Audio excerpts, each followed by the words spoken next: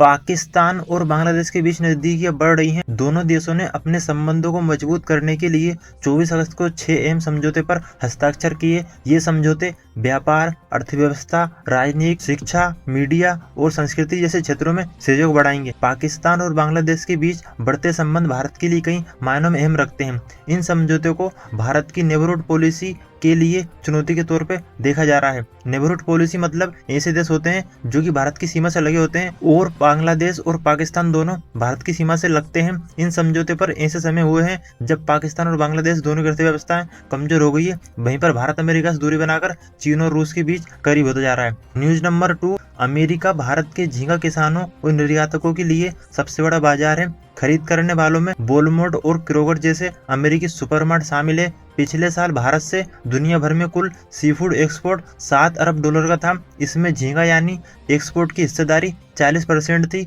मतलब सबसे ज्यादा झींगा बिका था। लेकिन अब ये इंडस्ट्री मुश्किल में हो गई है। अमेरिकी राष्ट्रपति ट्रंप ने भारत से आयात से पहले ही 25% एक्स्ट्रा टैरिफ लगा दिया। ये टैरिफ भारत से अमेरिका जाने वाले सामानों में लगने वाला है, जो कि बहुत ज्यादा टैक्स है, और अब झींगा पर भी इतना ही टैरिफ लगेगा। इक्वाडोर देश भी अमेरिका को झींगा बेचता है भारत की तरह, और भारत की तुलना में इक्वाडोर के ऊपर 15% टैरिफ लगता है। ये अमेरिका को झींगा एक्सपोर्ट करने में भारत का मुख्य प्रतिद्वंदी है। ट्रम्प के ज्यादा टैरिफ लगाने वाले कदम से इक्वाडोर की प्रतिस्पर्धा बढ़ा देगी। न्यूज नंबर 2, भारत से जो सामान डाक के जरिए अमेरिका जाता था वो भारत को बंद करना पड़ेगा, क्योंकि हाल ही में अमेरिकी सरकार की तरफ से नोटिस जारी किया गया है कि वे भारत से आने वाले डाक सामानों को स्वीकार नहीं करेंगे। हालांकि कुछ इंपोर्टेंट डॉक्यूमेंट और लेटर और $100 से कम के गिफ्ट आइटम को स्वीकार किया जाएगा। ये फैसला 25 अगस्त के बाद लागू हो जाएगा। और एक नया नियम भी बनाया गया है। अब कोई भी सामान भारत से अमेरिका आएगा जिसकी कीमत $800 है तो उनके ऊपर कस्टम ड्यूटी चार्ज लगाया जाएगा।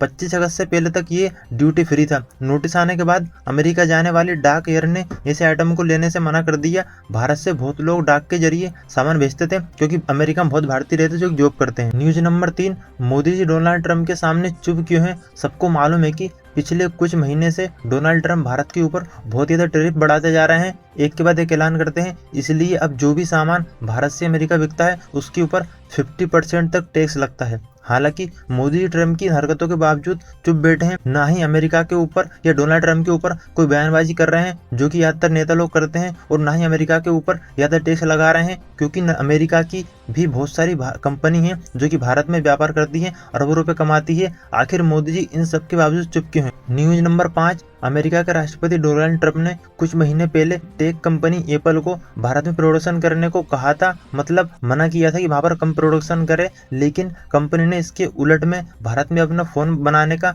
काम बढ़ा दिया है। और हाल ही में ताइवानी की दिग्गज इलेक्ट्रॉनिक कंपनी फॉक्सकॉन ने बेंगलुरु स्थित अपने नए कारखाने में आईफोन 17 की मैन्युफैक्चरिंग शुरू कर दी है। जानकारी के अनुसार ये फॉक्सकॉन कंपनी की दूसरी बड़ी विनिर्माण इकाई खुलने जा रही है। इस प्लांट में फिलहाल आईफोन 17 को छोटे पैमाने के ऊपर बनाया जाएगा। फॉक्सकॉन पहले से चेन्नई स्थित अपने कारखाने में आईफोन 17 बना रही है। एप्पल कंपनी की ये बात जानती है कि भारत में बहुत लोग आईफोन का इस्तेमाल करते हैं, इसलिए यहाँ पर कंपनी प्रोडक्शन बढ़ाती जा रही है।